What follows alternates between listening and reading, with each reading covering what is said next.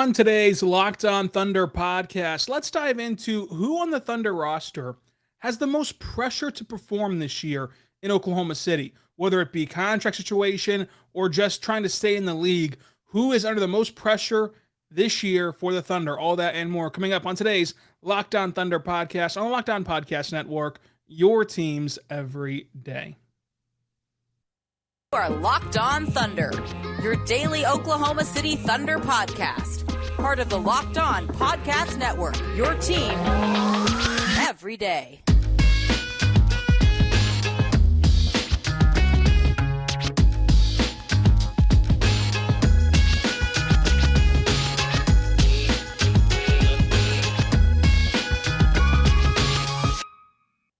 Let's get it going on the Locked On Thunder podcast on the Locked On Podcast Network. It's your teams every day.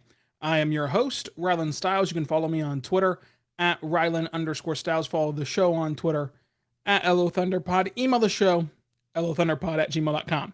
On today's show, we're going to dive into which player is under the most pressure to perform this year for the Oklahoma City Thunder. We're talking Darius Bazley. We're talking Poku. We're talking Chet Holmgren in his rookie year. How does Lu Dort's contract affect his expectations? And can Josh Giddey build off of what was a historic rookie season? A lot more to get into as well. But thank you for making Locked On Thunder your first listen every single morning, every single day. We're here for you talking Thunder basketball. Subscribe for free across all platforms so you never miss an episode. And again, I'm your host, media member, and editor-in-chief over at thundersintentions.com. Rylan Stiles. Now let's dive into which player has the most pressure to perform this year. So we're looking at a lot of different factors here. Which player, if they don't perform, might be out of the league if they don't perform this year for the Thunder? Which player needs a new contract? Which players just got a contract and need to show that it was, a valuable investment for the Thunder? We're looking at a ton of different things here, and we're going to try to power rank them. And I've got on this list, I've got 6 names here for who is under the most pressure by this Thunder organization. Because the Thunder are still a very young team. A lot of these guys have a very long leash because they're rookies or second-year guys, or, Shea, of course, has no pressure to perform because he's just that guy. But there are still some things that need to be ironed out for this Thunder group. And I think that the player who has the very most pressure to perform and who is under the most scrutiny and has the biggest weight on their back for this season is Darius Bazley. He comes in this year in a contract year. He's a free agent after the year's over.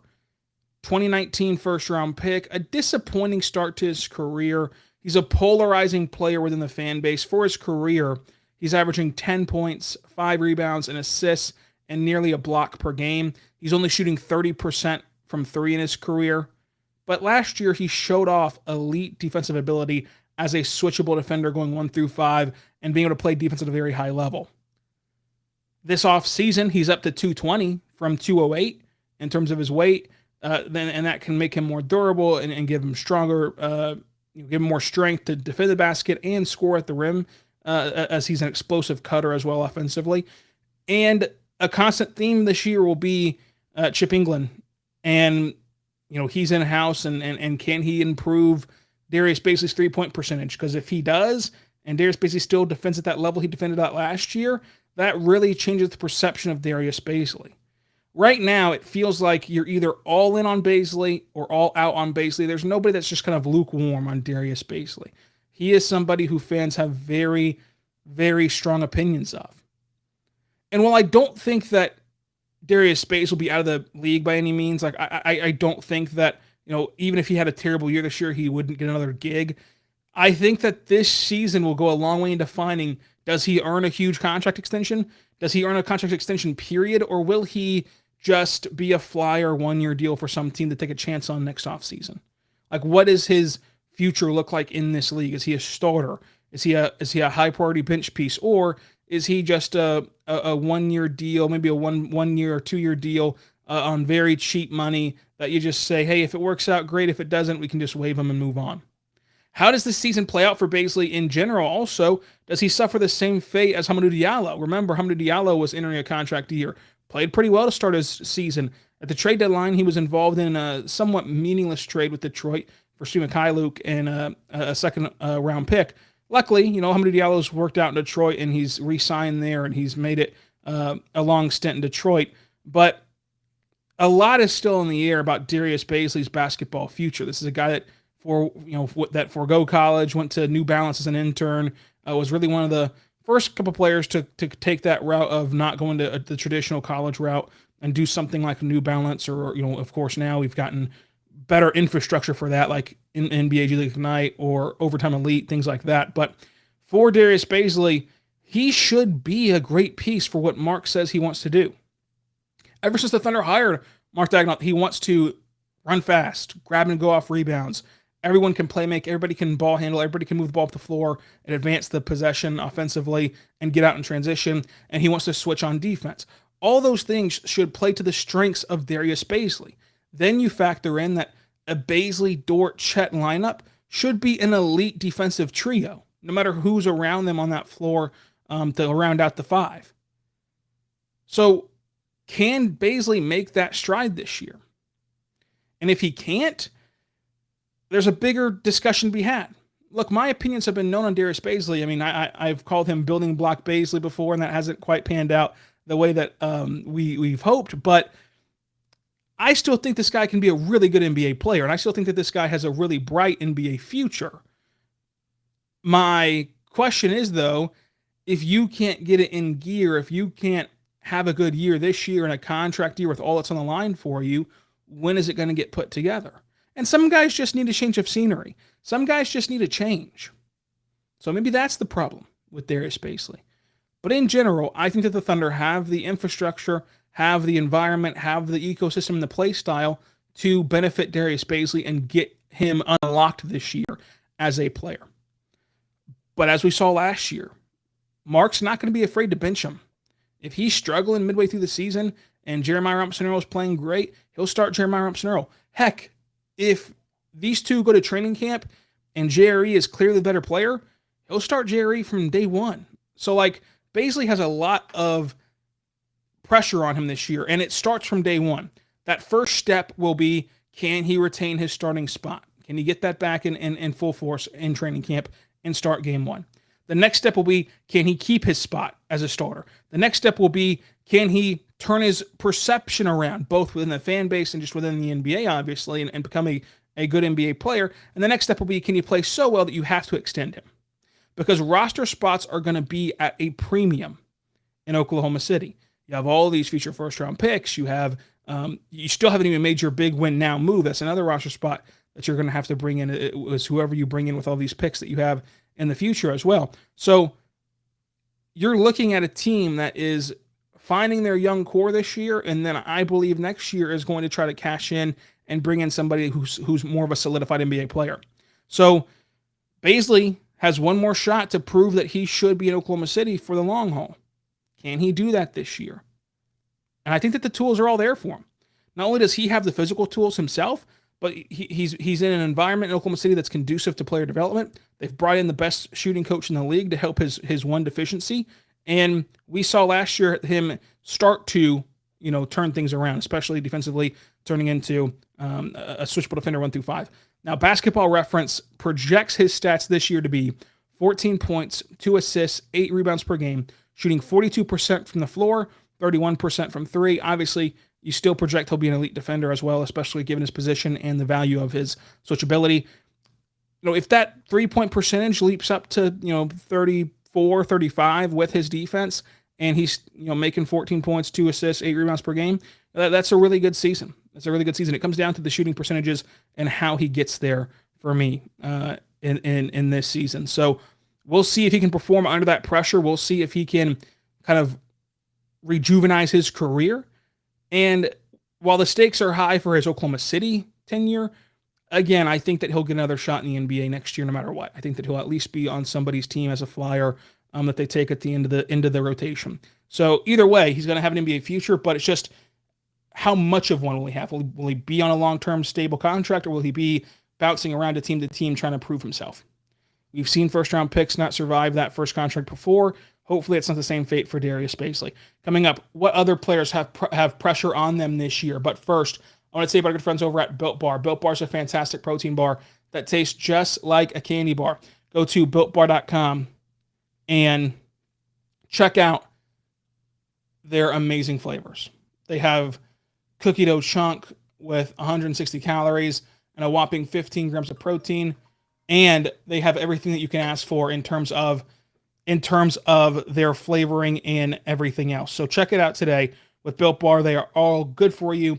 They are all healthy for you. My personal favorite is cookie dough chunk, covered 100% real chocolate. Built Bars are great pre-workout or post-workout or even as a meal replacement or a snack. So make sure that you check them out today and go see what is in store for you.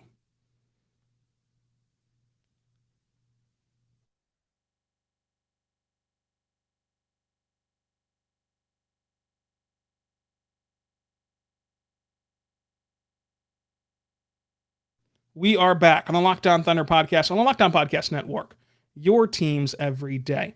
I am your host, Rylan Stiles. You can follow me on Twitter at Rylan_Stiles. Follow the show on Twitter at LOThunderPod. Email the show, lothunderpod@gmail.com.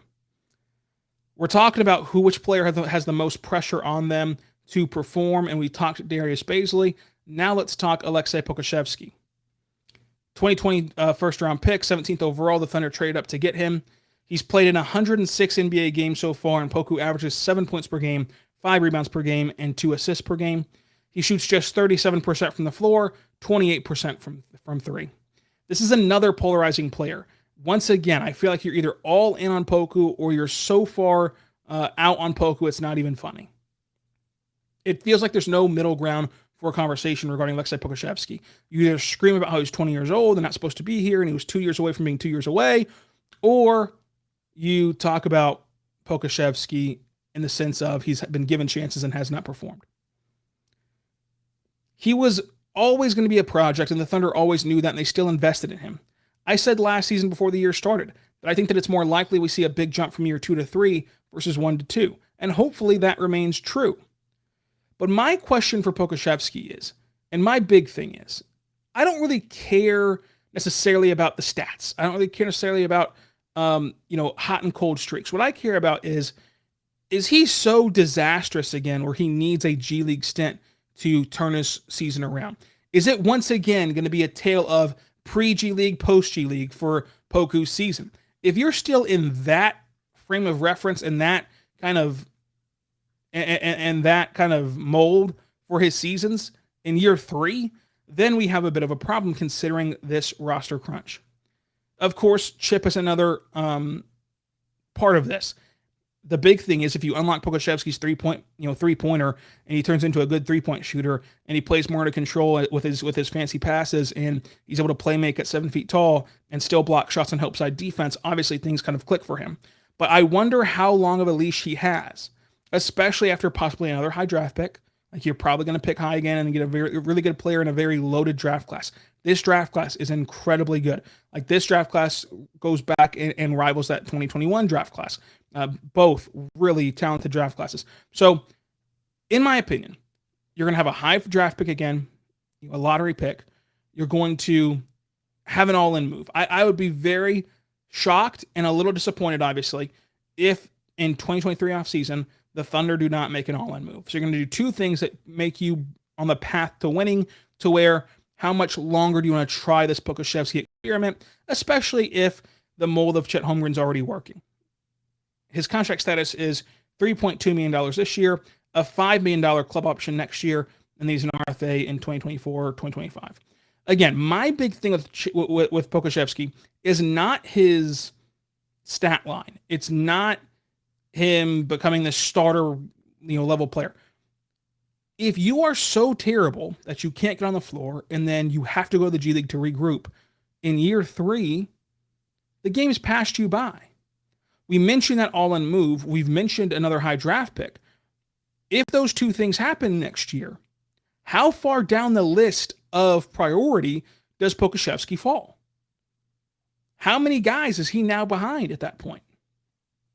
To where if you're shifting your focus next offseason from development to winning, And Poku still needs development, and he's so far behind the list of priority of guys who are going to get minutes with your NBA roster. Where does the team go from there? Where does the team go in that aspect?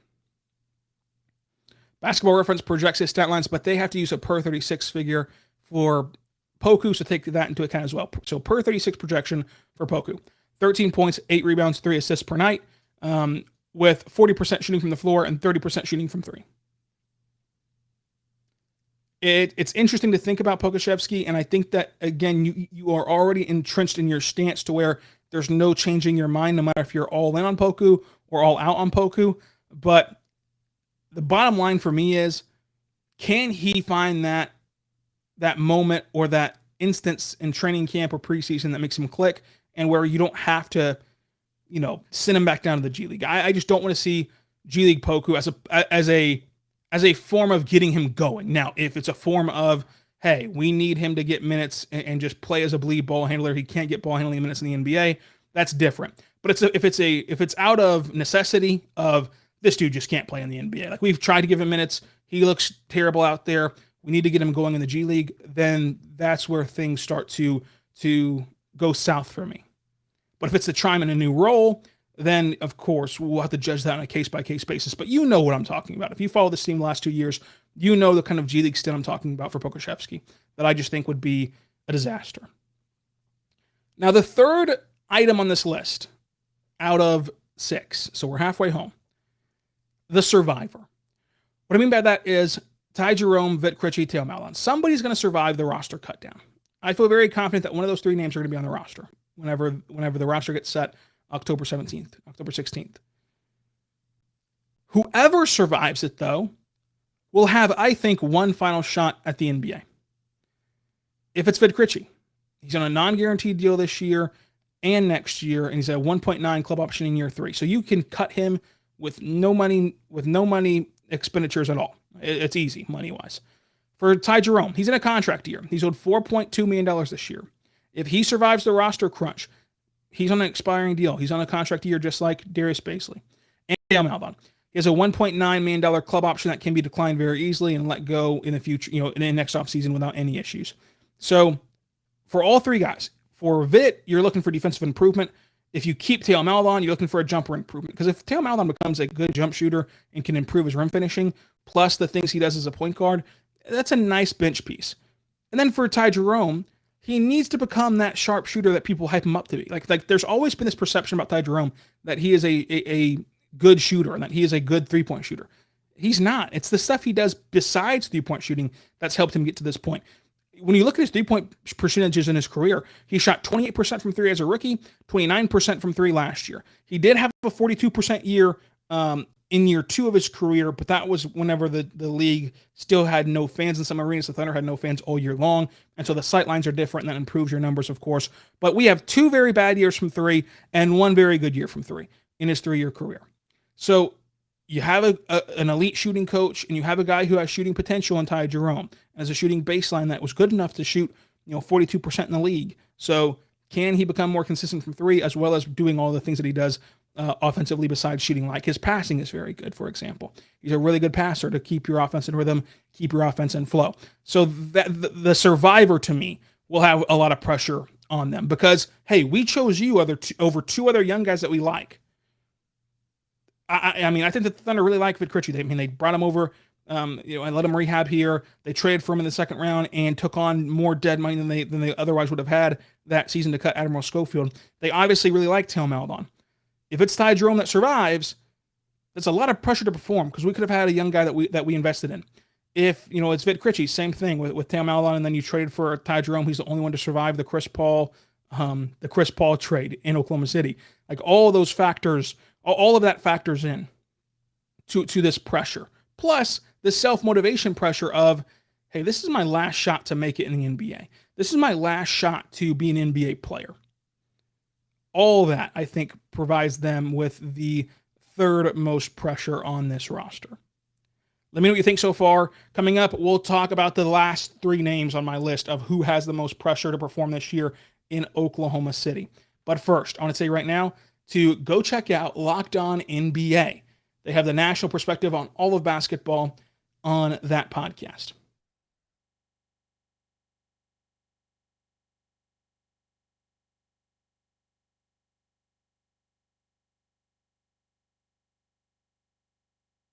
We are back on the Locked On Thunder Podcast, on the Locked On Podcast Network, your teams every day. I am your host, Rylan Stiles. You can follow me on Twitter at Rylan_Stiles. Follow the show on Twitter at LO Thunder Pod. And let's continue talking now.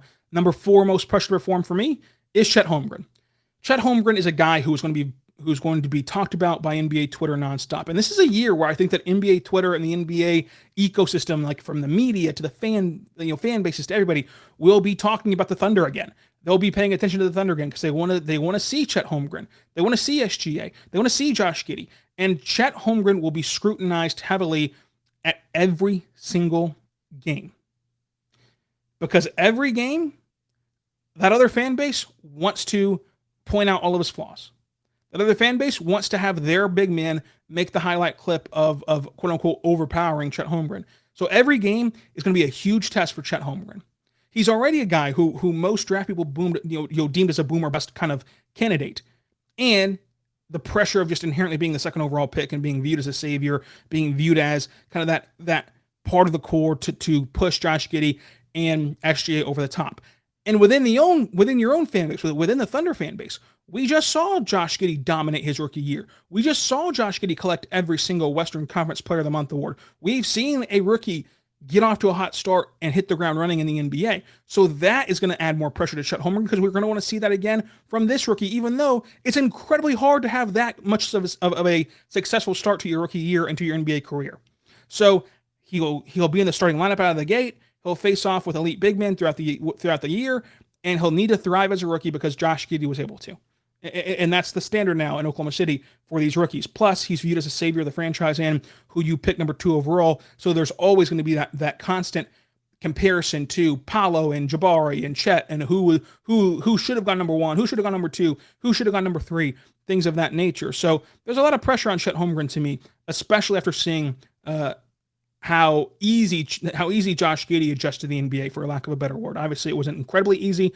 He made it look easy. It's still very hard, but he did a great job as a rookie. Number 5 for me is Lu Dort. Look, when you get paid, expectations rise. He's a fan favorite. He always will be a fan favorite. Nobody's going to turn their back on Lu Dort. However, that 5-year, $82 million contract raised some eyebrows, both nationally and within this fan base. Like, people within the Thunder fan base raise their eyebrows at that amount of money. You're no longer on a huge bargain deal. You're no longer on this just abhorrently bad team-friendly deal. You're getting paid. So you're looking for improvement from 3. You're looking for him to fit more into his offensive role now that this roster's more rounded out. And you're still looking for that elite defense.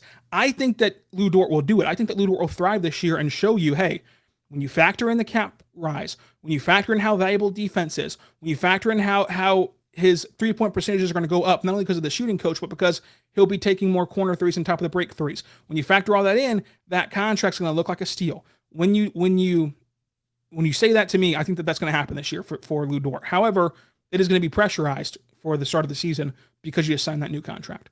And then the last player, number 6, on who's going to have the most pressure, Josh Giddey. I think that Josh Giddey has set the bar so high for himself, and fans are so excited for him that they're going to need to see a little improvement, or else they're going to unfairly kind of question him a little bit. He's working hard this offseason. Everyone's excited. Everyone's putting expectations on him. Everybody's putting pressure on him, which expectations and pressure are a good thing. They're a good thing. And so for Josh Giddey, the biggest thing is going to be his jump shot. And right or wrong, people are going to say that he needs to improve his jump shot in 1 year. They'll talk about how they hired a shooting coach. They'll talk about how, if he doesn't shoot well, will he ever shoot well? It's still unfair to say that. Even if he shoots poorly this year, I don't think that the book is written on his jump shot. I think that we'll see a big improvement from year 2 to 3 and 3 to 4 in his jump shot, even more so than this year. But for Josh Giddey, though, he's created pressure for himself by being so good, by being so good last year as a rookie, that you're going to want to see that natural progression, even though we should know that progression is not linear. So that is where I'm at with this team. Who are your biggest pressure points on this roster? Who do you think has the most pressure on them to perform for the Oklahoma City Thunder? Let me know. How do you think that this all shakes out? Will Bazley get a long-term deal? Will Poku survive in the NBA? Will Chet Holmgren be dubbed boomer bust as a rookie? What's going to happen this season? Let me know. Comment section down below or on Twitter at Rylan_Styles. It's at RYLAN_STILES. And until tomorrow, be good and be good to one another.